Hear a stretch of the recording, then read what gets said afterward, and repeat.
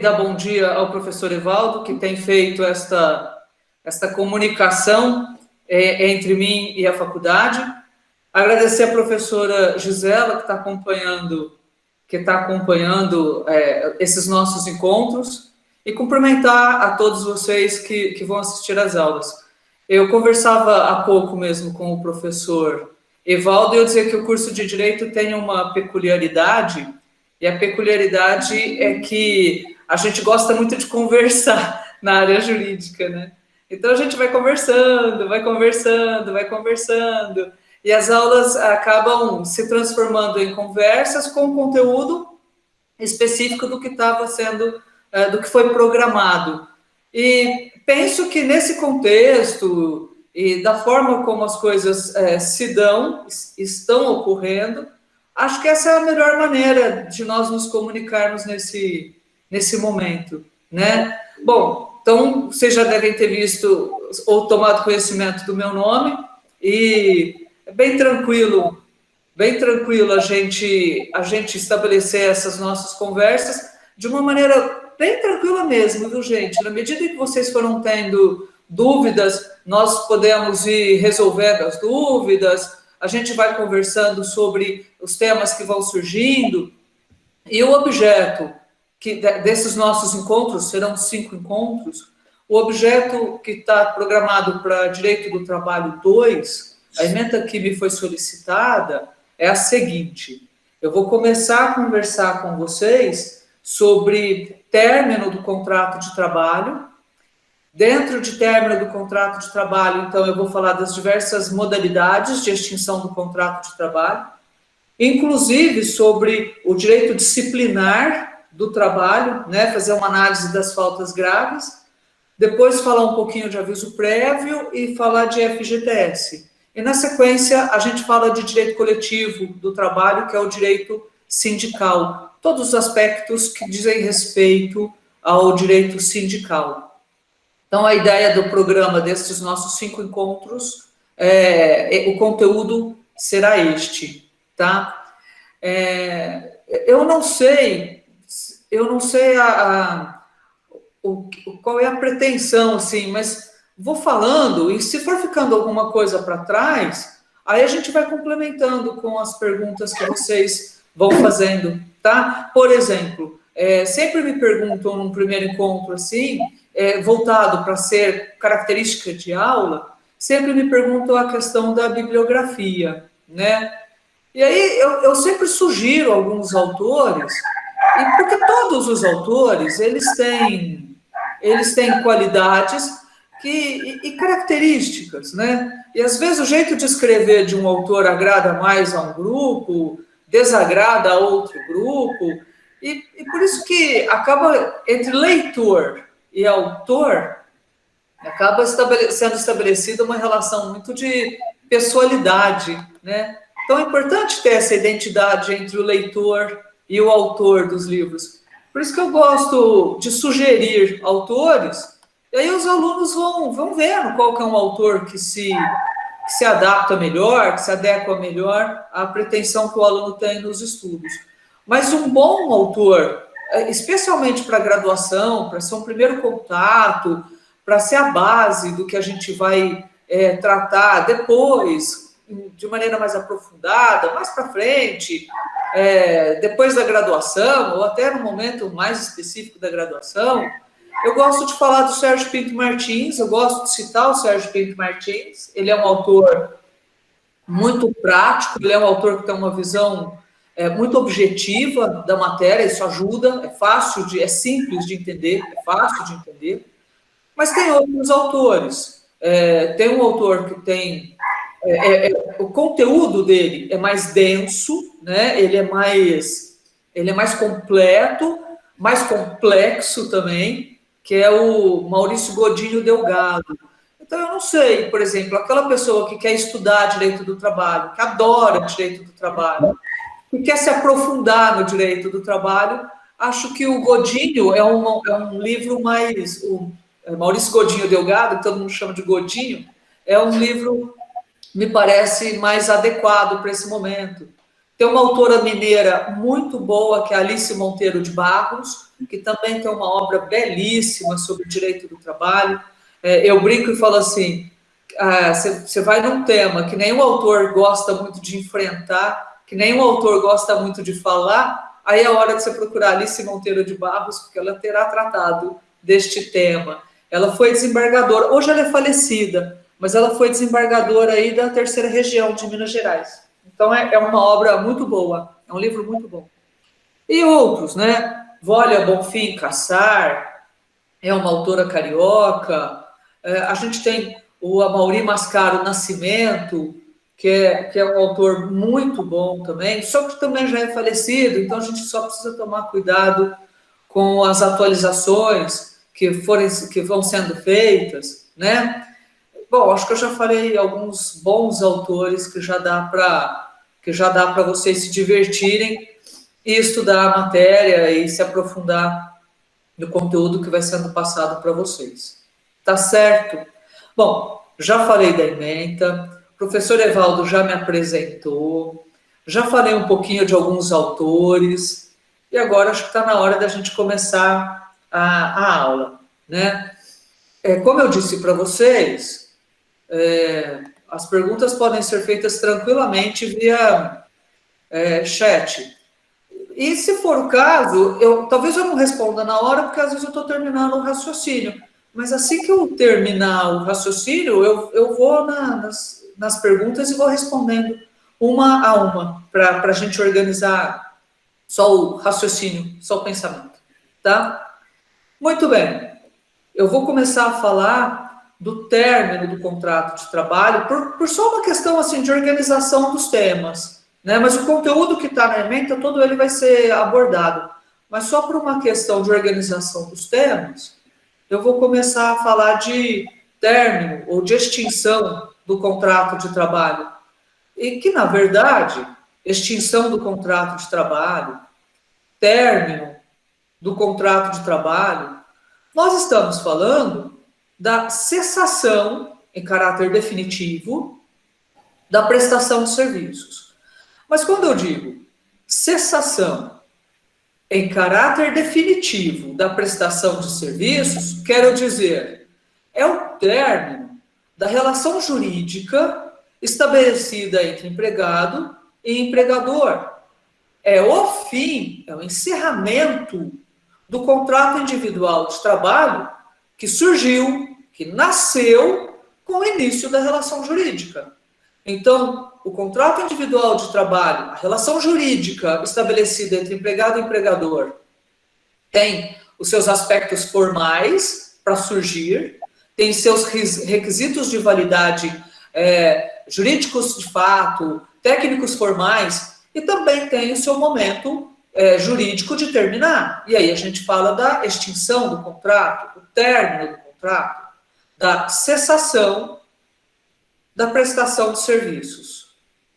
Quando eu falo também em caráter definitivo, não significa dizer que o empregado não possa futuramente ser recontratado pelo mesmo empregador, mas aí já será estabelecida uma outra relação jurídica, já será um outro contrato individual de trabalho, porque aquele primeiro terminou, chegou ao fim, tá? Então é disso que a gente vai falar agora. Às vezes, eu já dou aula há muitos anos, viu, gente? Então tem umas coisas que já são recorrentes e eu já vou até avisando o pessoal que se acontecer, me avisem. O que é recorrente? Às vezes eu começo a conversar e vou falando, e às vezes eu começo a falar rápido demais. Se for isso, alguém manda um recado aí para mim no chat pedindo para eu falar mais devagar, que aí eu falo mais devagar e a gente consegue arrumar isto, tá? Então não tem problema nenhum em me dar um toque aí pedindo para eu falar mais devagar, tá? Outra coisa que eu não falei e vou falar agora é que a gente vai fazer um intervalo, seguindo o horário que me foi passado, a gente vai fazer um intervalo às 10h20, um intervalo de 20 minutos. Então, das 10h20 até as 10h40, a gente faz um intervalo. Se eu perder a hora der 10h20 e eu não lembrar do intervalo, por favor, alguém me avise também que está na hora de eu parar para a gente fazer o intervalo e tomar um cafezinho. Tá bom? Vamos lá, então.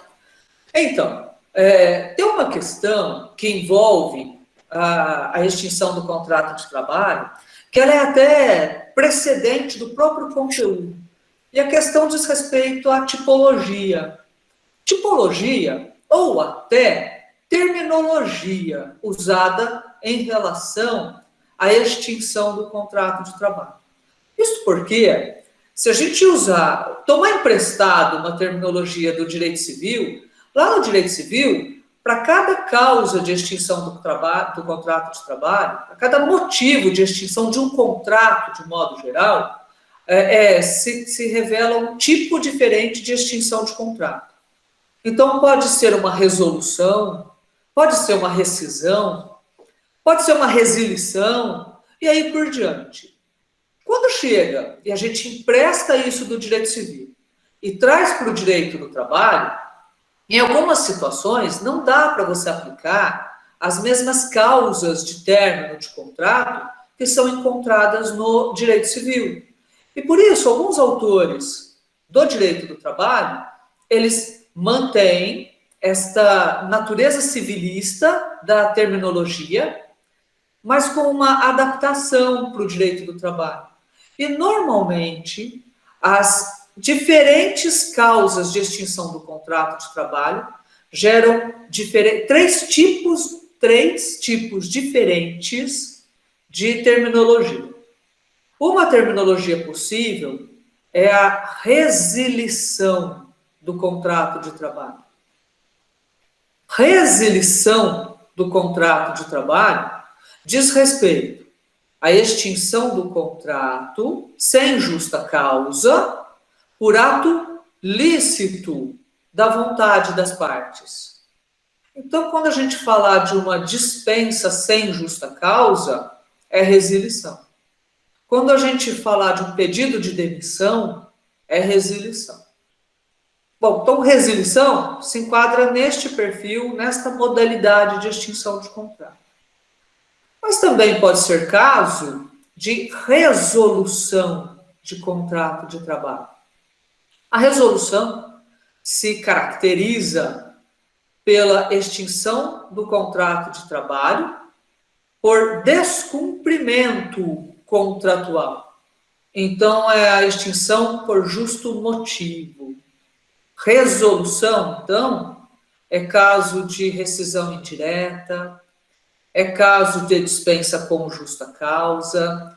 Estes são casos de resolução. E ainda é possível a rescisão do contrato de trabalho. A rescisão do contrato de trabalho, com esta terminologia, tipo rescisão, ocorre nos casos de nulidade do contrato. Se a formação do contrato foi realizada com base em algum fato que vicia o contrato, eiva o contrato de nulidade, aí a expressão técnica usada é rescisão contratual. Agora, olha que legal. A gente viu a diferença de resilição, de resolução e de rescisão. Todo mundo sabendo a diferença. Aí a gente vai na CLT tem um capítulo que fala só sobre o término do contrato de trabalho. Começa no artigo 477 da CLT, o artigo 477. A gente vai lá ver o título do capítulo. Sabe qual é o título? Rescisão. Da rescisão. Aí a gente descobre que para a legislação, tanto a CLT como a legislação esparsa, as leis específicas, elas não fazem essa distinção entre resilição, resolução e rescisão. A legislação usa a mesma terminologia, independente do motivo da extinção do contrato de trabalho. Usa a terminologia rescisão. Por isso, meus amigos, eu vou usar a terminologia usual. Rescisão do contrato de trabalho para se referir a uma dispensa com ou sem justa causa. rescisão do contrato de trabalho para se referir a pedido de demissão, verbas rescisórias para me referir aos direitos que o trabalhador tem, o ex-empregado tem para receber quando termina o contrato de trabalho. Vou me referir a um documento que formaliza a extinção do contrato, que é o termo de rescisão do contrato de trabalho. Então, vou usar a terminologia usual, a terminologia convencionada para o direito do trabalho, que é rescisão do contrato de trabalho. Quando que será solicitado a gente saber que existem essas diferenças?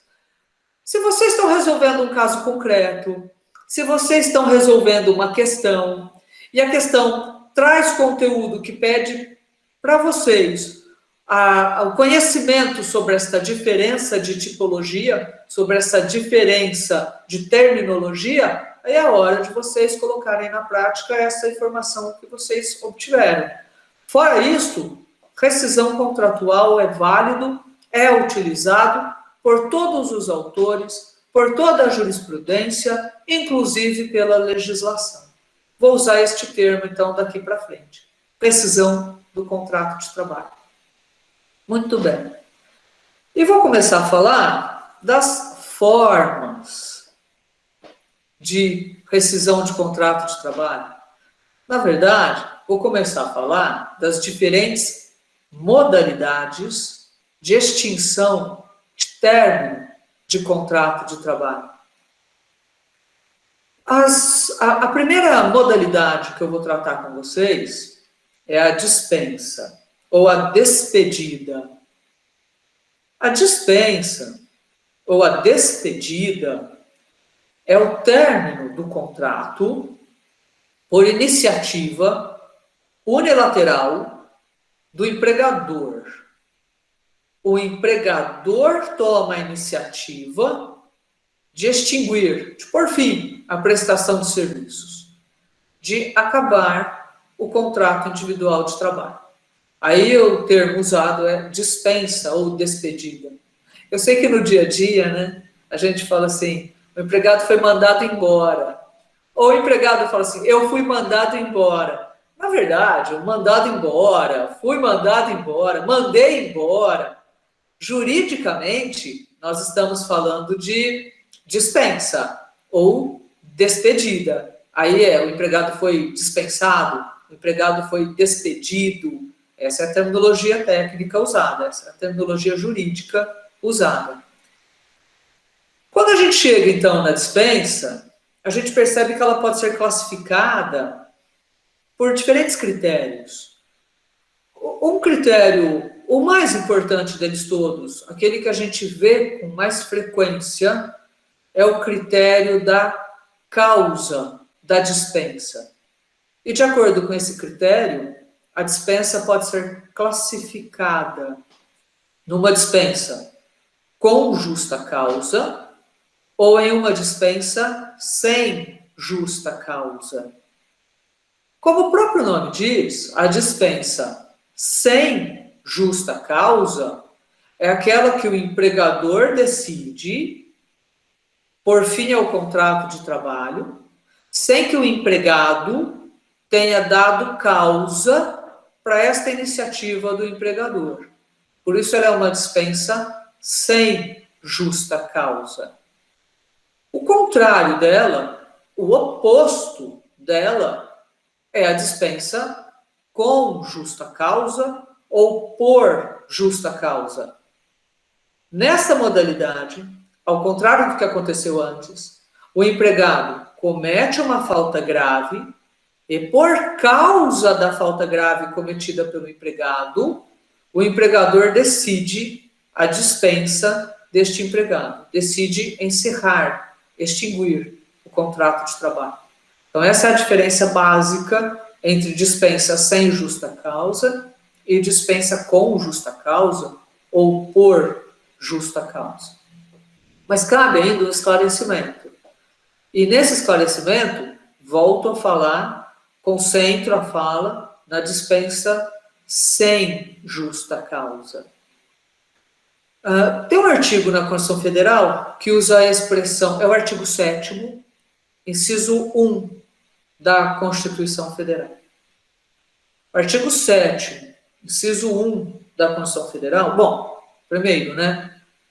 O artigo 7º da Constituição Federal é o artigo que estabelece direitos individuais, trabalhistas, para trabalhadores urbanos e rurais. Bom, então a gente fala que todos aqueles incisos elencados no artigo 7º da Constituição Federal são garantias, são direitos trabalhistas, destinados tanto para trabalhador urbano como para trabalhador rural. E dentre esses direitos, o inciso 1 elenca a proteção contra a dispensa arbitrária ou imotivada. E garante, no caso de dispensa arbitrária ou imotivada, uma indenização compensatória. A indenização compensatória, ainda de acordo com a Constituição Federal, ela requer uma legislação, ela requer legislação que a regulamente. Não tem lei ainda, nós estamos falando da Constituição Federal de 88, hein? Ainda não tem lei que regulamenta a indenização compensatória pela dispensa arbitrária ou imotivada. Acho que o Constituinte já sabia que ia demorar para vir essa legislação ou essa lei que regulamente isso, e lá no ato das disposições constitucionais transitórias, já ficou estabelecido, lá no ADCT, já ficou estabelecido que enquanto não tiver lei regulamentando a indenização compensatória, o valor será relacionado à multa pela ausência de depósitos de FGTS. Atualmente, o valor da indenização é o dobro da multa pela ausência de depósito de FGTS. Quando o empregador, eu vou falar de FGTS na próxima aula, mas quando o empregador não deposita FGTS, que é uma obrigação contratual, ele paga uma multa administrativa para a Caixa Econômica Federal, ele paga uma multa no valor correspondente a 20% dos depósitos que deveriam ter sido realizados e não foram. Aí vem a indenização compensatória e fala assim, ó, enquanto não tiver lei que regulamente, o valor da indenização vai ser o dobro desta multa. Vai ser, então, de 40% dos depósitos de FGTS. Então, a gente descobriu que o famoso 40% do FGTS, a multa de 40% do FGTS, na verdade, é uma indenização compensatória pela dispensa imotivada ou arbitrária. Tá, mas o que é dispensa imotivada ou arbitrária? Vamos lá. Dispensa arbitrária é a dispensa que decorre do arbítrio, da vontade, pura e simples vontade do empregador. É só isso. É só isso, a dispensa arbitrária. Então, é a dispensa sem justa causa. A gente fala, então, que a dispensa sem justa causa e imotivada, ela está dentro do círculo do poder potestativo do empregador. O direito brasileiro adota a dispensa sem justa causa como sendo parte do poder potestativo do empregador. Em outras palavras, o empregador dispensa, para o empregador dispensar sem justa causa, basta ele querer. Basta a vontade, que ele tem o direito de dispensar sem justa causa o seu empregado ou os seus empregados. Isso é dispensa arbitrária, isso é dispensa imotivada, isso é dispensa sem justa causa. Há alguns anos, veio uma discussão muito interessante sobre dispensa imotivada e dispensa motivada. Uma dispensa motivada, que não seja por falta grave cometida pelo empregado, continua a ser uma dispensa sem justa causa, mas uma dispensa motivada. O empregador tem motivo justificado para dispensar o empregado. Esse motivo pode ser um motivo técnico, pode ser um motivo financeiro, pode ser um motivo econômico, pode até ser um motivo disciplinar, mas que não configure falta grave cometida pelo empregado. Aí o empregador pode dispensar o empregado, mas agora é uma dispensa sem justa causa, mas motivada. Cabe ao empregador, neste caso, comprovar o motivo da dispensa. Quer ver uma coisa? A gente está vivendo numa época que a tecnologia é muito acelerada. E essa tecnologia, alguns chamam até de revolução tecnológica. Mas esses novos métodos e processos tecnológicos, quando eles são trazidos para o mundo do trabalho, quando eles são trazidos para a organização do trabalho, para a estrutura do trabalho, para a distribuição do trabalho, enfim, quando eles vêm para dentro das relações de trabalho, a tecnologia pode simplesmente extinguir função que antes tinha que ser feita pelo ser humano e agora é feita por máquina. É a automação. Cada vez mais isso tem acontecido, isso aconteceu e está acontecendo cada vez mais, né? Basta você ver a quantidade de bancários que é substituída por caixa eletrônico. Basta você analisar que frentista de posto de combustível pode ser substituído por um programa de computador que faz tudo e basta ao consumidor encaixar a bomba de combustível, a mangueira de combustível dentro do tanque do carro. O resto, tudo é o sistema que faz. Ou então, cobrador de ônibus, a mesma coisa. Ou então, algumas profissões, algumas funções, elas podem até desaparecer. E aí a empresa faz uma reestruturação e as profissões que desapareceram, e se o empregado que a exercia for dispensado, essa dispensa é uma dispensa motivada, por motivo técnico. A gente está vivendo nesta época de calamidade pública por conta da pandemia, por conta de coronavírus. Algumas empresas encerraram as suas atividades. Ou então, essa empresa ela tem motivo econômico para dispensa sem justa causa. Não é uma dispensa arbitrária, simplesmente. Não é uma dispensa imotivada. Ao contrário, é uma dispensa sem justa causa, mas motivada. Qual era a importância da gente saber isso? A importância é a seguinte. Há alguns anos, há bastante tempo, hein? Só para a gente se situar aqui, contextualizar. Há bastante tempo, o Brasil ratificou uma convenção internacional da OIT, que é a Convenção número 158. Convenção número 158 da OIT. E, de acordo com a Convenção 158 da OIT, fica vedada a dispensa imotivada do empregado. Essa dispensa é nula e o empregado tem direito a ser reintegrado no emprego.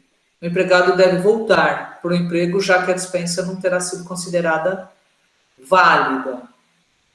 E aí começou uma discussão muito grande. A Convenção Internacional número 158 é compatível com a Constituição Federal?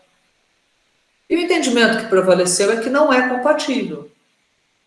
Não é compatível exatamente por conta do artigo 7º, inciso 1 da Constituição Federal. O artigo 7º, inciso 1, como a gente viu agorinha mesmo, o artigo 7º, inciso 1, ele veda, protege contra a dispensa imotivada ou a dispensa arbitrária. Mas em que medida ele protege? Como é feita a proteção? A proteção é feita, é estabelecida por meio de uma indenização compensatória para desestimular a dispensa arbitrária, a dispensa sem justa causa. Então, a Constituição Federal, em nenhum momento, está dizendo que ela não pode ser feita. Pelo contrário, está dizendo que ela pode ser feita desde que o empregador indenize o empregado. Pensando nisso, na sequência, algum tempo depois que começou a chover reclamação trabalhista na Justiça do Trabalho, de empregados que foram dispensados e não tinham uma motivação explícita para a dispensa, começou a chover na Justiça do Trabalho pedido de nulidade da dispensa por ter sido ela imotivada e reintegração no emprego. E aí vem a defesa e fala assim, não, mas a gente pode dispensar, nós estamos agindo de acordo com a Constituição Federal. E aí, depois dessa confusão toda, o Brasil denunciou a Convenção Internacional número 158. Mas, neste meio tempo, tornou-se de extrema importância entender o que é uma dispensa imotivada em comparação a uma dispensa motivada. E talvez, para a gente falar de alguns tipos de garantia de emprego, também é importante saber o que é uma dispensa imotivada e o que é uma dispensa imotivada, né? Mas de um jeito ou de outro, gente, é dispensa sem justa causa. Motivada, imotivada, a gente volta para a origem. A gente volta para a dispensa sem justa causa. Muito bem. Vamos ver agora quais são as verbas rescisórias da dispensa sem justa causa. Verbas rescisórias é o famoso acerto. Extinguir o contrato de trabalho. Quais são as verbas? Quais são os direitos que o empregado tem para receber, né? Então, são verbas decorrentes da rescisão do contrato de trabalho. Uma delas é saldo de salário. Eu vou só elencar quais são, e vou explicar um pouquinho, mas não é nem explicar não, porque isso aí acho que você já tiver. Uma destas verbas é saldo de salário, ou saldo salarial. Ó, saldo de salário. O empregado não deixa de receber em nenhuma das causas de extinção do contrato de trabalho. E não deixa de receber porque é direito adquirido. É direito adquirido porque saldo de salário significa o seguinte: significa o pagamento dos dias que o empregado já trabalhou e ainda não recebeu. É importante lembrar de uma coisa, né? Tem data certa para fazer pagamento de salário. E a data limite para fazer pagamento de salário é até o 5º dia útil do mês posterior ao mês trabalhado. Até o 5º dia útil do mês seguinte ao mês trabalhado.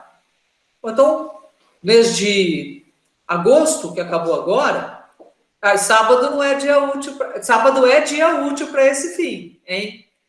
Então, agosto, que acabou agora, 5º dia útil seguinte, então 5º dia útil no mês de setembro é hoje. Ou seja, hoje é dia de pagamento.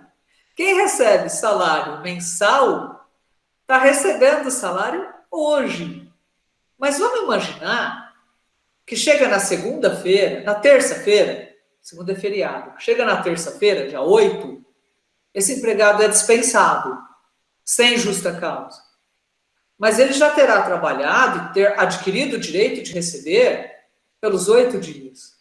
Então, isso é um saldo de salário que ficou para trás, mas ele tem direito de receber. Ele recebe esse saldo, esses dias para trás, esses dias que ele já trabalhou, ou que ele já tem direito de receber, ele vai receber como sendo verba rescisória. Isso é saldo de salário.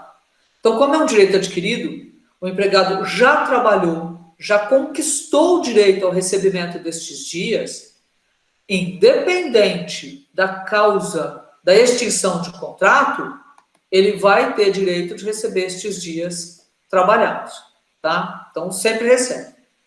Uma outra verba rescisória é o 13º salário. É o 13º salário proporcional, no caso.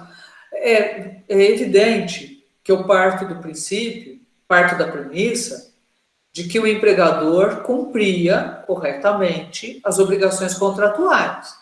O 13º salário, ele tem que ser pago até o mês de dezembro, né, até o dia 20 de dezembro.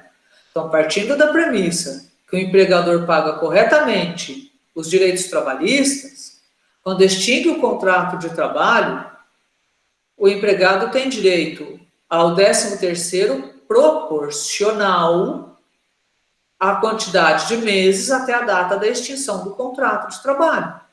Então, na dispensa sem justa causa, o empregado terá direito de receber 13º salário proporcional, como verba rescisória. Uma outra verba rescisória são as férias. E aí, podem ser férias vencidas e também férias proporcionais. Então, a gente fala assim, pode ser férias vencidas e proporcionais, ou férias vencidas ou proporcionais. Porque isso tudo vai depender do período aquisitivo das férias. Se o empregado já gozou as férias do período aquisitivo fechado, do período aquisitivo completo, e ele só está nas férias do período aquisitivo que está em andamento, ele só vai ter férias proporcionais. Então, lembra, né? Férias proporcionais correspondem às férias do período aquisitivo incompleto. Ainda não fechou o período de 12 meses de contrato de trabalho, para ele adquirir o direito a estas férias. Então, ainda não são férias vencidas, são férias proporcionais. Na dispensa sem justa causa, o empregado tem direito ao recebimento das férias. Se tiver férias vencidas, e também se tiver férias proporcionais. Lembre-se de outra coisa. Toda vez que as férias são remuneradas, elas são remuneradas com acréscimo de 1/3. Então, aqui eu falo de verbas rescisórias, eu falo de férias mais 1/3 das férias. O acréscimo de 1/3, o terço constitucional na remuneração das férias.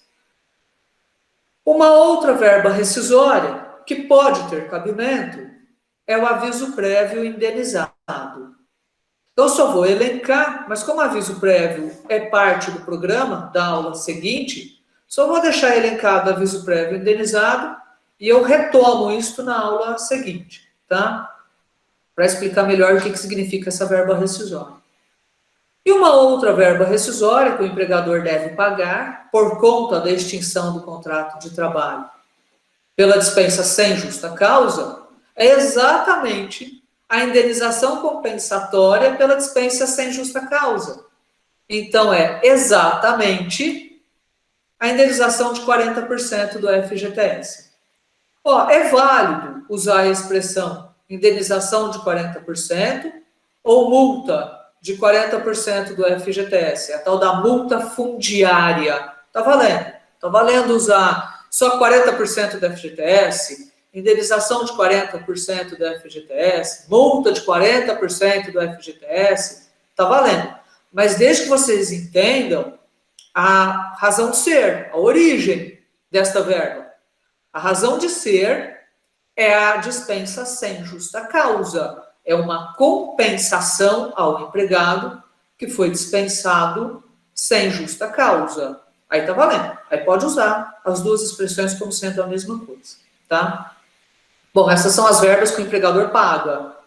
Mas existem outros direitos que o empregado recebe. Por exemplo, na dispensa sem justa causa, o empregado tem direito de sacar o FGTS, de levantar os depósitos de FGTS. Ou seja, ele vai até a Caixa Econômica Federal, com a documentação fornecida pelo empregador, e solicita o saque, solicita o levantamento dos depósitos que foram feitos na sua conta do FGTS. Então, o FGTS é um direito cabível na dispensa sem justa causa. E um outro direito cabível é o seguro-desemprego. Seguro-desemprego é uma verba, é um direito cabível na rescisão sem justa causa. Então, na extinção do contrato de trabalho sem justa causa. Estas são as verbas rescisórias clássicas da dispensa sem justa causa. Podem ter outras? Podem existir outras verbas. Depende de contexto, de caso concreto. Vou dar um exemplo para vocês. Tem uma lei que estabelece que o empregado não pode ser dispensado sem justa causa nos 30 dias que antecedem a data base da categoria. E eu também vou explicar isso para vocês. Agora eu só vou contextualizar a multa, tá? Essa lei estabelece que o empregado não pode ser dispensado nos 30 dias que antecedem a data base da categoria. Muito bem. Neste caso, eu estou procurando o número da lei para falar para vocês. Achei, ó. É a lei número 7.238 de 84. Lei 7.238 de 84. E tem uma súmula do TST que também aborda essa matéria. É a súmula 314 do TST. Súmula 314 do TST. Muito bem. Aí vem essa lei dizendo isso, né? O empregado não pode ser dispensado sem justa causa nos 30 dias que antecedem a data base da categoria, sob pena do empregador ter que pagar uma multa no valor correspondente a 1 mês de remuneração. Bom, então vamos imaginar que no caso concreto, o empregado foi dispensado no prazo de 30 dias, ou dentro do prazo de 30 dias, que antecedem a data base da categoria. Bom, então vai ter uma outra verba rescisória devida. Vai ter a obrigatoriedade da multa pela dispensa sem justa causa nos 30 dias, no trintídio que antecede a data base. Pode ter outra verba rescisória? Pode. Por exemplo, é um contrato por prazo determinado, com rescisão antecipada sem justo motivo feita pelo empregador. Se é um contrato por prazo determinado, rescisão antecipada sem justo motivo feita pelo empregador, o empregador tem que pagar uma multa para o empregado. Multa decorrente da rescisão antecipada sem justo motivo. O valor dessa multa é correspondente à metade do período restante para o término do contrato. Então, conforme o caso, também pode existir esta verba rescisória. Mas olha só, a gente está começando a falar de situações pontuais. A gente está começando a falar de casos específicos. Pode ser que também tenha uma convenção coletiva que estabeleça uma indenização de tantos dias conforme o tempo de serviço do empregado? Pode. Bom, então, também vai entrar como verba rescisória? Vai. Mas aí vai depender se existe isso na convenção coletiva, se não existe. Então, por isso, fica muito difícil a gente ficar imaginando o que pode acontecer em cada caso específico. Por isso, eu vou tratar das verbas rescisórias, as clássicas, verbas rescisórias tipo padrão, por uma dispensa sem justa causa. São essas que eu elenquei, são essas que eu trouxe aqui nesse momento, tá? Muito bem. Essa é a dispensa sem justa causa. Uma dispensa sem justa causa, assim como uma dispensa com justa causa, é que não é tão comum assim. Por isso eu vou focar na dispensa sem justa causa.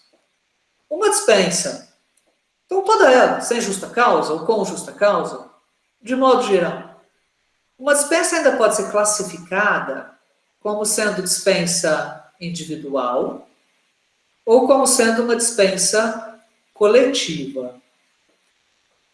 Acontece... Bom, vou falar como era antes e como que ficou, tá? O que é uma dispensa individual? O próprio nome diz.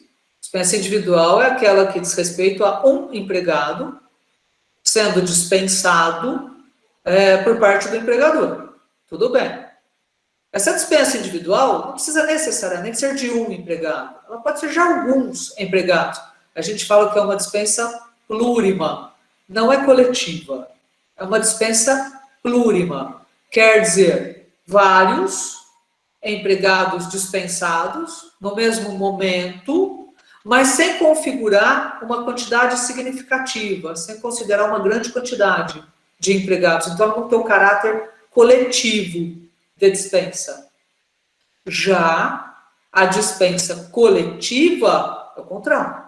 A dispensa coletiva corresponde à dispensa de vários e muitos empregados no mesmo ato feita pelo empregador.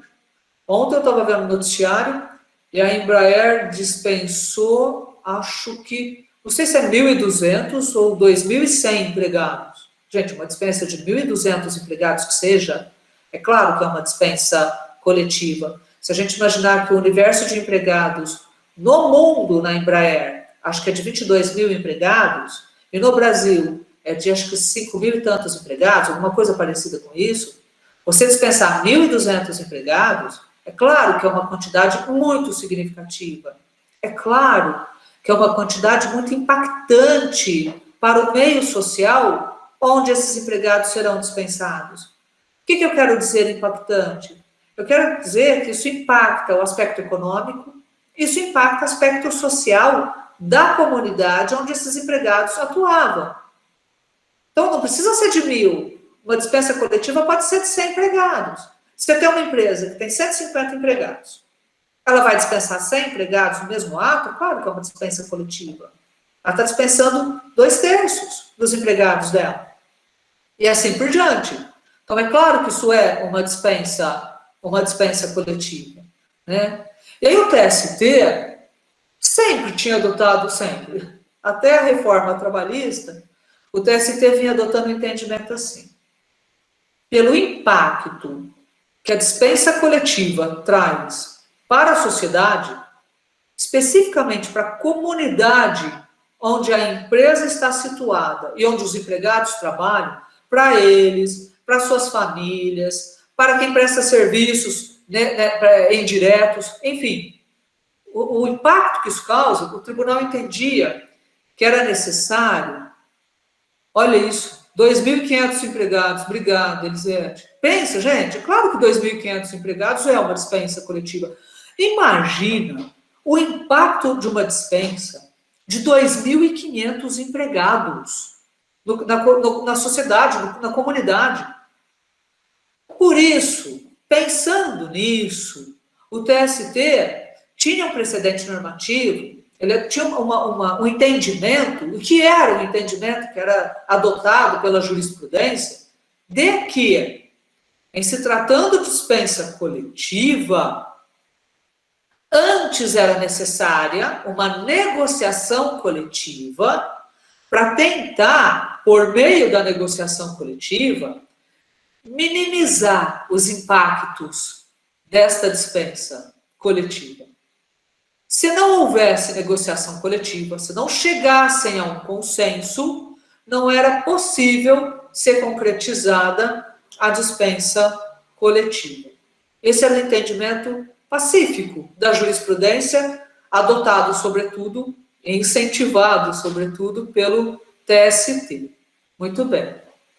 Aí vem a reforma trabalhista, Lei 13.467, de 2017.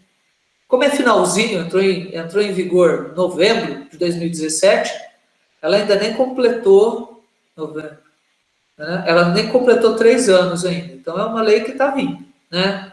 Enfim, a reforma trabalhista inseriu na CLT o artigo 477-A, o artigo 477-A. E de acordo com o artigo 477-A, dispensa individual, dispensa plurima e dispensa coletiva se equiparam para todos os efeitos legais. Ou seja, o empregador pode promover uma dispensa coletiva, seguindo as mesmas formalidades que ele seguiria por uma dispensa individual. Quer dizer que não precisa, por força de lei, de uma prévia negociação coletiva. Muitos discutem, aí vem as discussões sobre a reforma trabalhista, né? Muitos discutem, aqueles que não gostam da reforma trabalhista, discutem assim: esse artigo é inconstitucional. Esse artigo é inconstitucional porque ele desrespeita convenções internacionais, isso não pode prevalecer. Aí a outra ala, que gosta da reforma trabalhista, a outra ala fala assim: tem nenhuma inconstitucionalidade nisso, é poder potestativo do empregador, se ele pode dispensar na dispensa individual, não pode impedi-lo de fazer uma dispensa coletiva, que está dentro, que eu vou falar na sequência, está dentro do poder diretivo do empregador, ele pode fazer a dispensa, não tem nada de inconstitucional nisso. Bom, por enquanto, o que nós temos de concreto está em vigor o artigo 477-A da CLT. Se está em vigor, o empregador pode promover as dispensas coletivas, as dispensas individuais e as dispensas sem justa causa plurimas, com as mesmas formalidades, do mesmo jeito. Não existe, então, uma vedação para a dispensa coletiva, muito ao contrário. Muito ao contrário. O legislador da reforma trabalhista, ele ampliou a possibilidade de dispensa coletiva dentro do poder potestativo do empregador. E é isso que a gente tem entre dispensa individual e dispensa coletiva, tá? Então, só dá uma olhadinha nisso, tá certo? Bom, então é isso. Vou falar um pouquinho agora da dispensa por justa causa ou com justa causa.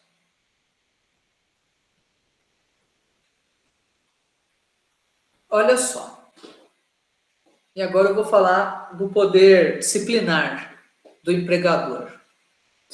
Eu tinha posto aí no esquema que eu passei para vocês, uma letra A vai ser uma introdução. E é isso que eu vou fazer agora. Veja bem.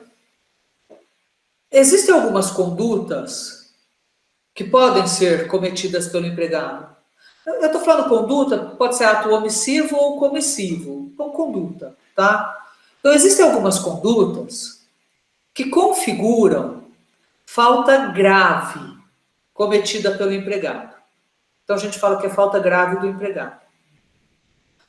Quando o empregado comete uma falta grave, ele comete uma falta contratual. Ele desrespeita obrigações contratuais. Então, é uma falta grave. O empregador, por sua vez, ele tem um direito que chama direito empregatício ou poder empregatício. E talvez vocês já tenham visto, eu só vou trazer também para contextualizar o que eu vou dizer. O que quer dizer esse poder empregatício do empregador? O poder diretivo do empregador? Cada autor usa uma expressão diferente, né? A gente fala que o empregador, como é ele que assume os riscos do empreendimento, da atividade dele, como ele que assume os riscos da atividade dele, ele tem o direito de organizar a sua atividade. Então, ele tem o direito de dirigir a sua atividade. Poder diretivo é o poder que o empregador tem, é o direito que o empregador tem de organizar a sua atividade. E de organizar a sua atividade, estabelecendo até a forma, o modo, como se dará a prestação de serviços.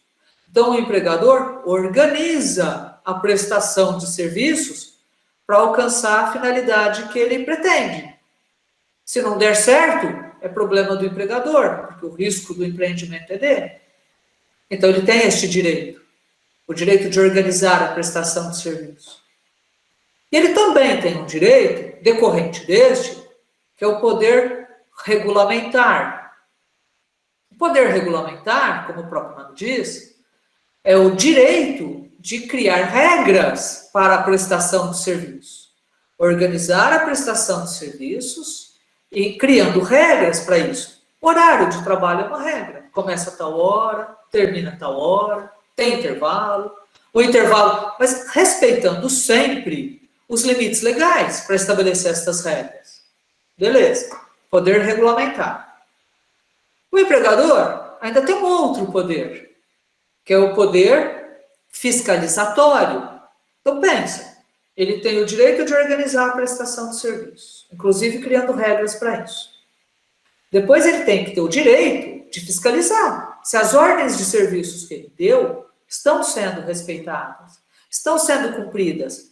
Ordens lícitas de serviços. Ordens que respeitam a previsão legal, que respeitam o contrato individual de trabalho. Ótimo. Fiscaliza se as ordens de serviço que foram dadas, fiscaliza se o empregado está cumprindo, observando as suas obrigações contratuais.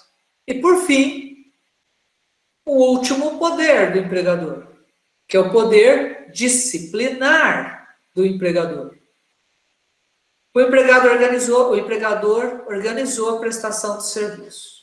O empregador fiscaliza se o serviço está sendo realizado de acordo com as obrigações contratuais e obrigações legais. Verifica que o empregado não está cumprindo obrigações contratuais. Que o empregado, então, comete uma falta grave, uma falta contratual. O empregador, dentro do seu poder disciplinar, ele pode aplicar sanções disciplinares para o empregado faltoso. Quais são essas sanções, essas punições disciplinares? Existem as punições disciplinares mais brandas, mais leves. E existem as punições disciplinares mais severas. Eu já adianto para vocês que punição pecuniária não cabe no contrato de trabalho previsto na CLT. Na CLT não cabe punição pecuniária. Então, é tudo punição disciplinar. É tudo sanção disciplinar, que pode ir de uma simples advertência verbal, e é isso mesmo, advertência verbal é o puxão de orelha. Antigamente a gente falava, passou um pito. É isso, puxa a orelha. Você olha, fulano, você está fazendo isso não está certo. Se você fizer isso, acontece isso, olha, você não pode fazer desse jeito. Tá repreendendo. Isto é uma punição disciplinar, uma advertência. Advertência no sentido de que, quando o empregador faz a repreensão, ele está dizendo, se você continuar desse jeito, eu vou ter que extinguir o contrato de trabalho, eu vou ter que te dispensar. Então, ele está advertindo o empregado. É uma advertência verbal. Um pouquinho mais severa, mais forte, é a advertência escrita. O que é advertência escrita? É essa mesma repreensão, é esse mesmo puxão de orelha, só que agora é feito por escrito. O empregador elabora uma advertência, escreve, fulano de tal, fica vossa senhoria comunicado ou advertido de que está fazendo isso. Isso é uma falta disciplinar, isso é uma falta grave, que pode implicar nisso, até numa dispensa. Bom, então, aí o empregado assina. Quando o empregado assina, não está dizendo que ele concordou, está dizendo que ele recebeu a advertência. Aí tem uma pergunta recorrente, fala assim, e se o empregado não quiser assinar? Não tem importância. Duas testemunhas que viram, que presenciaram o empregado recebendo a advertência, assinam como testemunhas de que o empregado foi comunicado e se recusou a assinar a advertência. O ato jurídico está feito. O O ato jurídico está completo com isso. Muito bem. Além da advertência, e ainda um pouco mais severo, ou severo, é a suspensão do empregado. A suspensão disciplinar. A suspensão disciplinar do empregado, ela pode ser de um dia e pode ser de até 30 dias. Não pode ser mais do que 30 dias. Se o empregador empolgar e suspender o empregado por mais de 30 dias, considera-se o contrato de trabalho terminado sem justo motivo. Ou seja, se o empregador dá uma suspensão de mais de 30 dias para o empregado, ao invés de ser uma suspensão, isso será considerada a extinção do contrato de trabalho com dispensa sem justa causa. Por isso que existe um prazo máximo para a suspensão. E o prazo máximo é de 30 dias. Prazo mínimo de um dia, prazo máximo 30 dias.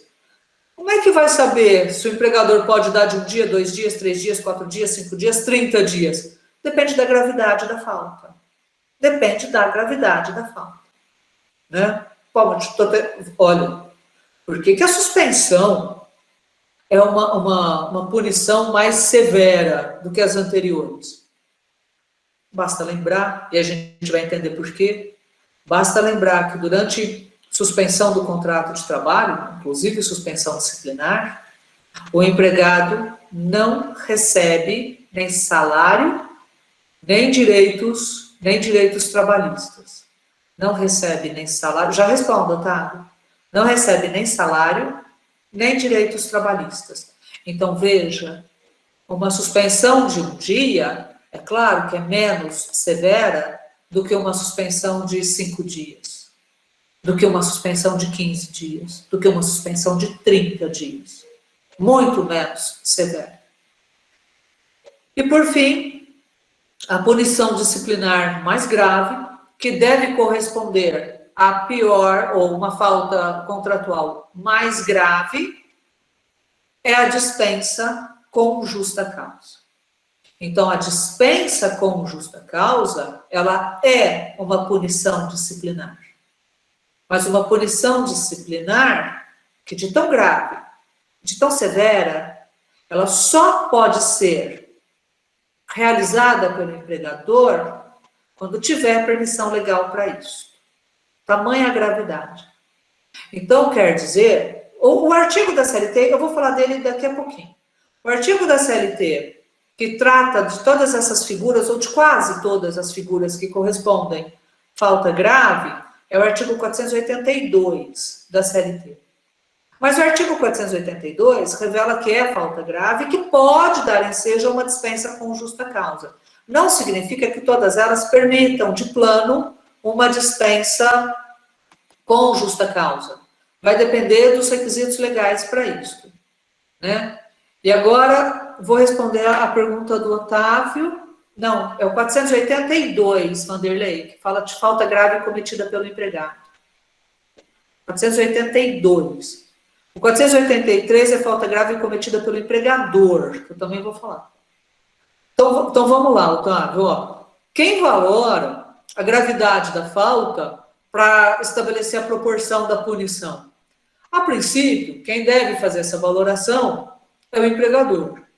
Mas o empregador, ele precisa ser muito prudente para fazer essa valoração. Porque se ele errar na mão, se ele aplicar uma punição severa demais para uma falta que não era grave o suficiente para justificar essa punição, claro, se for questionada, ela pode ser derrubada pela Justiça do Trabalho. E aí depende de qual foi a punição, os desdobramentos são diferentes.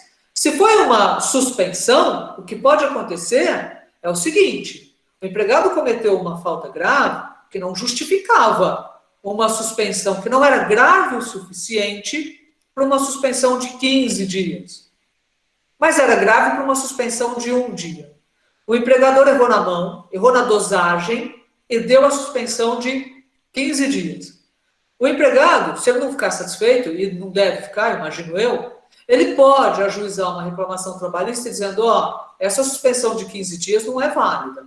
Não é válida porque ela desrespeita, e eu vou falar disso mais especificamente daqui a pouco, ela desrespeita proporcionalidade da punição e gradação da punição.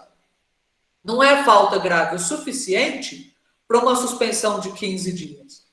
Se a ação for procedente, a Justiça do Trabalho está dizendo assim, tem razão, reclamante, a sua falta não foi grave desse tanto para uma suspensão de 15 dias. Aí vai condenar o empregador a pagar os 15 dias que o empregado ficou suspenso sem receber salários e direitos trabalhistas. Por outro lado, se a ação for improcedente, o juiz do trabalho diz assim, não, a sua falta foi grave sim, justifica sim uma suspensão de 15 dias, está tudo certo, a sua suspensão mantém a validade. Toca a vida aí, meu amigo. É isto. Agora, e quando é uma dispensa com justa causa? Que eu acho que é a pergunta seguinte. E quando é dispensa sem justa causa? Aí começa a falar dela. Aí começa a falar dela e já respondo sua pergunta. Olha só.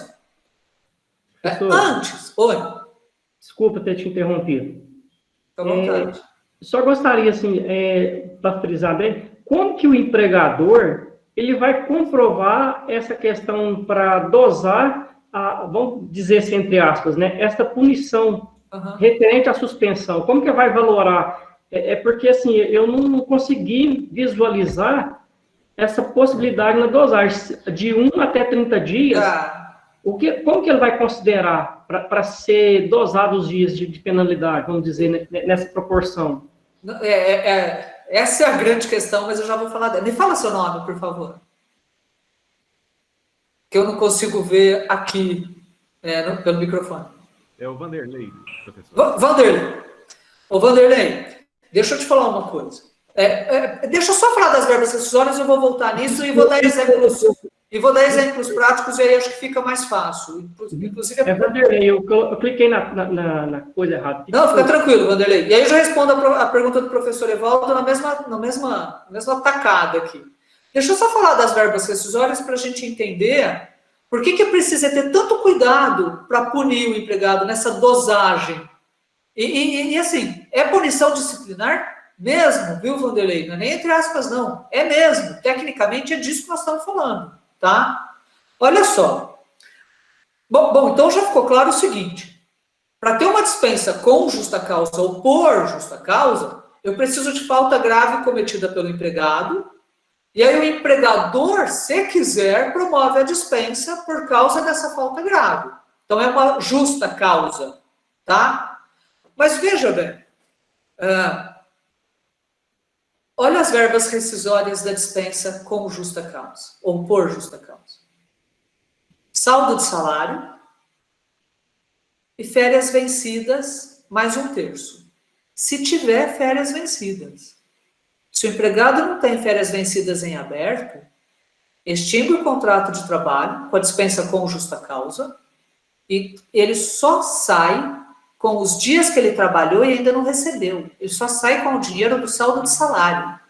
Não tem 13º proporcional, não tem férias proporcionais, não tem férias proporcionais de acordo com o entendimento simulado do TST, não tem férias proporcionais, não tem aviso prévio, não saca o FGTS, não tem seguro-desemprego, não tem indenização de 40% do FGTS, não tem multa por rescisão antecipada, nada. Ele sai do contrato de trabalho só com os dias trabalhados. Entendam a gravidade de uma dispensa com justa causa do ponto de vista do trabalhador. Agora, fica pensando assim, todo mundo é empregador. Eu, vocês, todo mundo é empregador. Se vocês pudessem dispensar com justa causa, se pudessem dispensar com justa causa, o que vocês iam preferir? Uma dispensa com justa causa ou uma dispensa sem justa causa? Aí faz conta aí, gente. Se for válida, todo mundo, empregador, prefere uma dispensa com justa causa. Só que tem empregador que é mais danado. Tem empregador que não cabia dispensa com justa causa. E aí ele aplica uma dispensa com justa causa só para não pagar a verba rescisória cabível. Então, por isso é importante eu saber conduta, limite, dosagem, para saber quando é válida e quando não é válida uma dispensa com justa causa ou qualquer outra punição disciplinar, Vanderlei. E foi pensando nisso que o legislador estabeleceu um monte de critérios, um monte de requisitos até. Um dos elementos é o seguinte: existem dois modelos possíveis. Um é modelo taxativo e o outro é modelo exemplificativo de conduta. É o tal do rol taxativo, rol exemplificativo de conduta. Rol exemplificativo é assim: podem ser consideradas faltas graves cometidas pelo empregado. Isso, ou isso, ou isso. O Brasil adota o rol, o modelo, o sistema taxativo. Só é falta grave cometida pelo empregado aquelas que foram elencadas na legislação como sendo falta grave. O empregado pode ter uma conduta que eu, empregador, não gosto. Não gosto, não acho certa, não me conformo. Mas se não está elencada como sendo falta grave, eu não posso punir disciplinarmente, muito menos eu não posso dispensar com justa causa o empregado. Isso é modelo taxativo, isso protege o trabalhador contra, aqui sim, contra algum abuso cometido pelo empregador. Tá. O que mais o legislador fez? Além de adotar modelo taxativo, rol taxativo. Ele criou uma estrutura para poder validar. Quando eu falo da dispensa com justa causa, Vanderlei, eu estou falando de qualquer punição. Inclusive uma suspensão. Tá? Bom, qual que é essa estrutura? O que representa essa estrutura? Essa estrutura representa, na verdade, condições de validade para uma justa causa. Requisitos obrigatórios para validar uma justa causa. De modo que, se o empregador aplicou a punição disciplinar, dispensou o empregado, sem observar esses requisitos, a dispensa não é válida. Não poderia ter sido feita. Quais são estes requisitos? Um deles é o requisito de natureza subjetiva, de caráter subjetivo, que é a culpa. Que é a culpa. É preciso que fique demonstrado, e aí não depende do empregador gostar, não gostar, precisa comprovar. E cabe ao empregador, é ônus de prova dele. O empregador precisa comprovar que a culpa daquela falta grave foi do empregado. Mas aqui é culpa lato sensu. Pode ser dolo ou culpa, negligência, imperícia, imprudência, mas enfim, a culpa pela ocorrência da falta grave é do empregado. Então, por esse critério, pelo requisito subjetivo ou pelo elemento subjetivo, ele pode ser punido. E aí a gente começa a investigar elementos, requisitos objetivos. E todos eles têm que estar presentes. O primeiro deles é o elemento ou requisito da gravidade. E aí eu começo a responder essas perguntas. O que é o requisito da gravidade? Quer dizer, para uma justa causa, tá? Mas para uma justa causa. Para extinção do contrato de trabalho com justa causa. Gravidade quer dizer a conduta do empregado é grave o suficiente para tornar impossível, insuportável a manutenção do contrato de trabalho. Sabe aquela hora que você chega e fala assim, não tem como. O que ele fez não tem perdão, não tem desculpa, não tem como ele trabalhar aqui fazendo isso. Se a conduta dele está elencada como falta grave, e é grave a este ponto de tornar insuportável o contrato de trabalho, pode rescindir o contrato de trabalho com justa causa. Tudo bem, mas como assim? Como assim tornar insuportável? Como assim não ter mais como manter o contrato de trabalho? O que é essa gravidade? Olha só. A gravidade, ela se manifesta de duas formas. Ela se manifesta pela natureza da falta cometida, ou, aí vem uma outra forma, pela repetição da falta cometida. Natureza da falta cometida. Eu vou pegar uns exemplos já do artigo 482.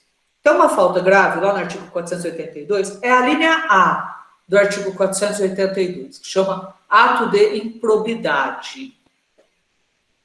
Ato de improbidade é o ato relacionado à desonestidade do empregado, que implica em dano patrimonial, prejuízo para o empregador. O empregado que furta o empregador, o empregado que desvia dinheiro do empregador, o empregado que sabota maquinário do empregador. Tudo isso é ato de improbidade. Não está correto e causa prejuízo para o empregador. Imagine você, a gente ficar pensando assim, nossa, mas coitado do empregado, ele só furtou uma vez só. Será que não é caso de dar uma advertência para ele? Quer dizer, olha, você está furtando, furto não pode, é crime. Se você furtar de novo, eu vou ter que te dar uma suspensão. Aí você dá suspensão de um dia, porque foi só o segundo furto. Aí você tem que esperar ele furtar de novo para dar uma suspensão de 3 dias. Aí você tem que esperar ele furtar de novo para poder dispensar com justa causa. É razoável? Claro que não. A natureza da falta, por si, já é grave o suficiente para, de plano, aplicar a punição mais severa que tem. Porque é uma falta gravíssima que permite a dispensa com justa causa. Olha outro exemplo. Tem uma outra falta grave, no mesmo artigo, no 482, que chama desídia. Não me lembro a linha, talvez a linha E, bom, não lembro a linha de desídia. Desídia. Desídia é o empregado que é relapso com o seu trabalho. A linha E, beleza. É o empregado que é relapso com o seu trabalho. É o empregado que é relaxado, esmanzelado, negligente, descompromissado com o seu trabalho. É o que não está nem aí. Aí o empregado que falta, aí começa a responder a sua pergunta, Evaldo. Falta injustificada. Pensa, falta injustificada é aquela falta que não tem nenhuma previsão legal que permita ao empregado faltar sem comprometer a sua remuneração. Então é uma falta injustificada. Não tem motivo, não tem permissão legal para ele faltar. Falta injustificada. Faltou porque quis, né? Tudo bem. Quando o empregado falta injustificadamente, é uma falta contratual, porque é ato de desídia, é falta contratual. Aí você vai ver no prontuário do empregado, ele nunca faltou. Primeira vez que ele faltou. Repara, bom senso. Essa falta, será que ela é tão grave quanto o furto? Será que ela é tão grave quanto desviar dinheiro? Será que ela é tão grave quanto sabotar intencionalmente, danificar intencionalmente o maquinário do empregador? Bom senso, é óbvio que não é a mesma coisa. Então, pela natureza, não é uma falta grave que já justifica a dispensa como justa causa. E aí que eu preciso dosar. Bom, vou dar uma advertência escrita, porque, gente, quando o empregado falta injustificadamente, isso compromete toda a produção, toda a prestação de serviço. Ou um outro empregado vai ter que substituir aquele que faltou, ou um outro empregado vai ter de acumular a tarefa dele com a tarefa do outro que faltou. Ou o trabalho vai ser retardado, porque dependia do trabalho daquele empregado que faltou injustificadamente. Então, isso causa transtorno, por isso a falta grave. Aí o empregador pode dar uma advertência por escrito, falar assim, olha, quando você falta, acontece isso, acontece isso. Então, se você faltar de novo, falta injustificada, é falta grave que pode implicar numa punição pior para você. Não faça isso de novo. Beleza? Passa um tempo, o que o mesmo empregado faz? Falta de novo. Falta injustificada de novo. Olha, é a falta da mesma natureza, mas agora já é outra falta. Agora já é outra falta. Aí o empregador olha e fala assim, ele está de brincadeira. Ele já sabia disso. Ele já foi informado disso. Bom, então agora eu vou aplicar uma punição um pouco mais forte, mais severa. Dá uma suspensão para ele de um dia. Porque é compatível, é proporcional a suspensão de um dia. De novo, é bom senso. Dá uma punição de um dia. Deu. Um dia de suspensão. Deu. Passa um tempinho, o que o mesmo empregado faz? Falta de novo. Aí o empregador fala assim, agora dá uma suspensão de 3 dias para ele.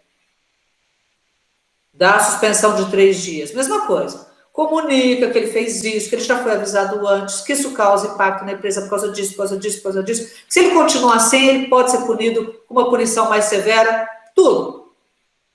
Dá para ele assinar. Mesma coisa. Ah, não vou assinar. 2 testemunhas assinam arrogo. Está feito o ato jurídico, a suspensão está feita.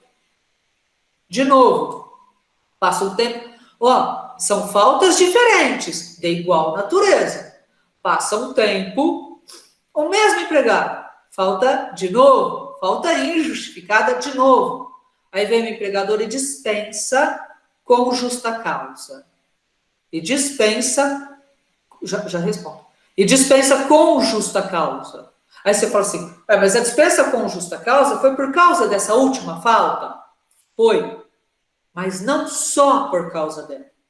A repetição de uma falta de natureza leve, a repetição de uma falta de natureza leve implica na gravidade suficiente para validar a dispensa com justa causa. Então, o que revela a gravidade é a natureza da falta e a repetição de uma falta. É por isso que, na prática, quando o empregador está em dúvida, gente, ó, isso aqui é aspecto prático, totalmente. Na prática, o empregador está em dúvida se a falta é tão grave assim. É claro que eu não estou falando de um furto, não estou falando de ato de improbidade, gente. Dificilmente o judiciário não vai manter a justa causa. Porque a natureza da falta já é muito grave. Ato de desídia, ao contrário. Dificilmente o juiz mantém uma justa causa dada no primeiro ato de desídia do empregado. Dificilmente. Por isso que o empregador, ele vai construindo a justa causa. Por isso, Evaldo, que vem as advertências. Várias advertências. Não precisa ser nem várias, pode ser uma. Depois uma suspensão. Depois outra suspensão. Com isso, o judiciário tem entendido que o empregador avisou o empregado, que o empregador deu chance para o empregado parar de cometer falta grave, e o empregado que não quis parar de cometer essas faltas graves. E aí, normalmente, valida uma justa causa quando é demonstrada a repetição destas faltas graves cometidas pelo empregado. Está na dúvida, empregador? Você está na dúvida? Não dá a justa causa, não aplica a justa causa. Aplica advertência, aplica suspensão. Está na dúvida da gravidade? Não dá uma suspensão de 30 dias. Dá uma suspensão de 2 dias, porque aí não corre o risco de você ter desconsiderada a sua punição. Agora, olha outra coisa. De novo, bom senso. Vocês imaginam uma suspensão de 30 dias? Será que o empregado que validamente vai receber uma suspensão de 30 dias, já não comportava a dispensa como justa causa, considerando a natureza da falta cometida, que tem que ser grave, para ser uma suspensão de 30 dias, tem que ser uma falta bem grave. Ou então, pela repetição de faltas nem tão graves assim, 1 dia, 2 dias, 3 dias, vai ficar repetindo até dar 30 dias uma suspensão? Será que já não era caso de justa causa? Na prática, eu advogo há 30 anos na área trabalhista. Nunca vi uma suspensão com duração maior do que 7 dias. Nunca vi. Sabe por que eu nunca vi? Quando chega na suspensão de 7 dias, já vem repetindo as anteriores, a próxima já é justa causa. A próxima já é justa causa. Senão, é muito sadismo ficar mantendo um contrato deste. E não é produtivo. Não interessa para o empregador manter um contrato de trabalho desse. Se já justificava uma suspensão de 30 dias, já justifica uma dispensa com justa causa, mas não tenham dúvida sobre isso. Não tenham dúvida sobre isso. A discussão é, o que justifica a justa causa? Então, se pode o mais, pode o menos. Se pode uma justa causa, para que você vai estar preocupado em validar uma suspensão de 30 dias, se você já pode resolver em definitivo isso? Eu falo você resolver, porque a dispensa com justa causa é ato próprio do empregador, é uma dispensa, é ato próprio do empregador. Então, se o empregador pode resolver, tá certo, Dani? Se o empregador pode resolver, por que ele vai ficar protelando isso? Ele já dá a justa causa.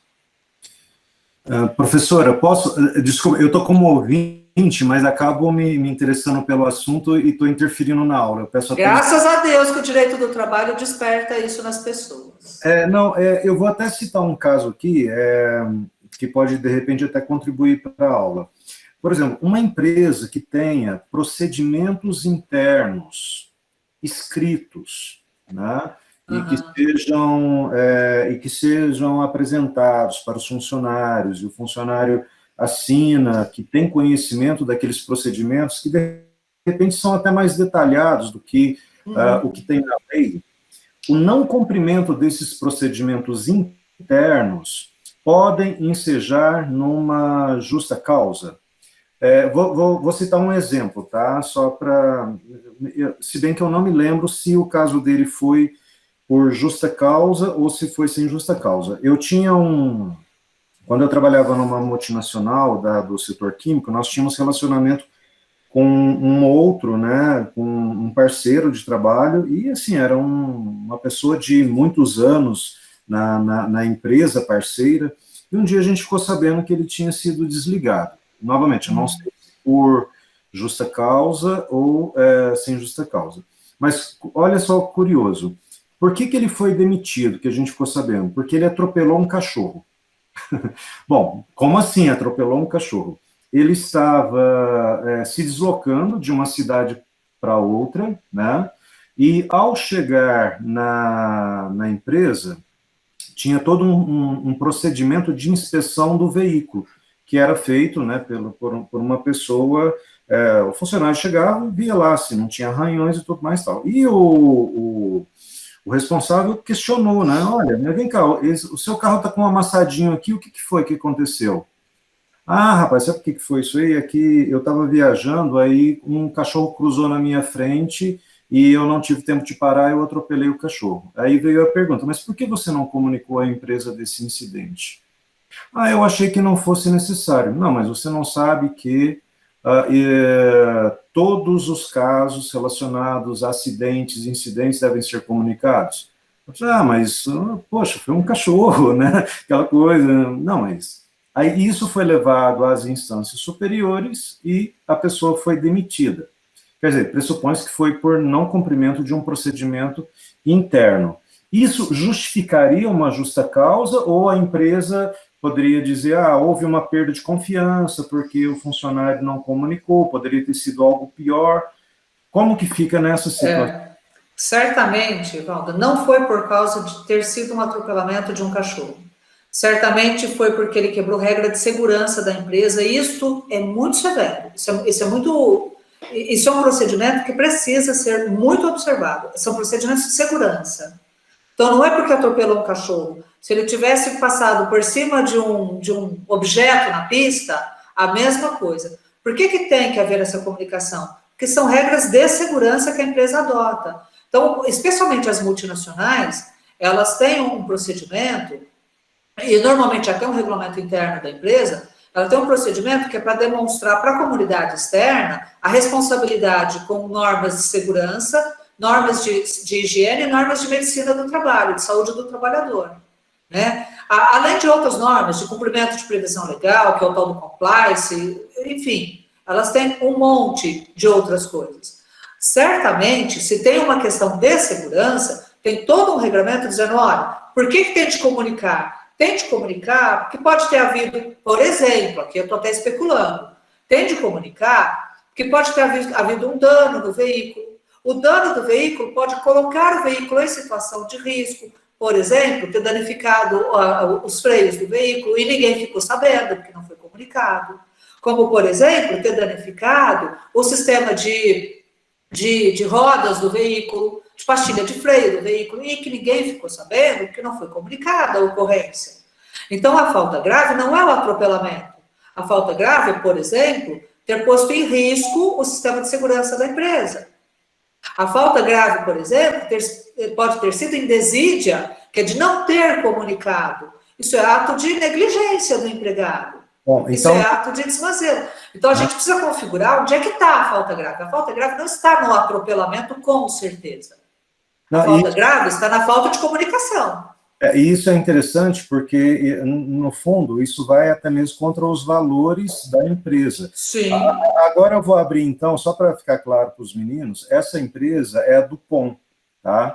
E eu conto uma história que reflete o porquê isso é tão importante para eles. A Dupont, quando foi fundada nos Estados Unidos, pela família Dupont, eles tiveram um caso onde houve uma explosão em uma das fábricas da empresa. E ninguém queria trabalhar na empresa mais, por causa do risco. O que a família Dupont fez? A família se mudou para dentro da fábrica.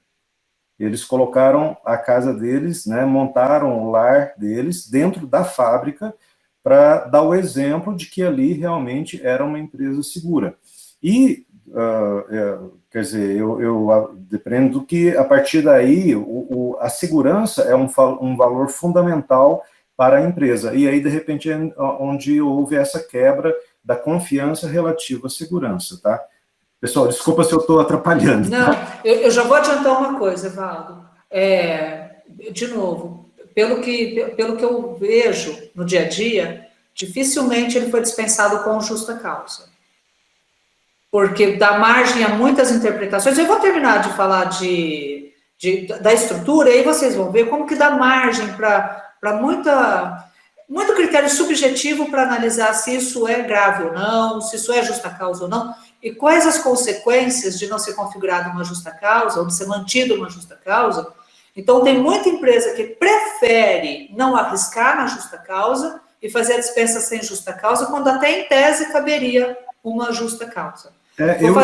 Eu ia citar justamente esse caso. Eu já vi em empresas que eu trabalhei, advogados trabalhistas que recomendam à empresa, a pessoa furtou, ok, não, manda embora, paga tudo que ele tem direito, justamente para não receber lá na frente, né, uma reclamação trabalhista. Então, me lembra de eu voltar a falar disso. Então, assim que eu terminar a estrutura, me lembra de eu voltar a falar disso, porque a gente fecha o raciocínio. Tá, podemos fazer um intervalinho agora? Deixa só eu responder duas perguntas que estão em abertas, aí a gente faz o intervalo. Uma pergunta é a seguinte: a falta injustificada é remunerada? Não, não é.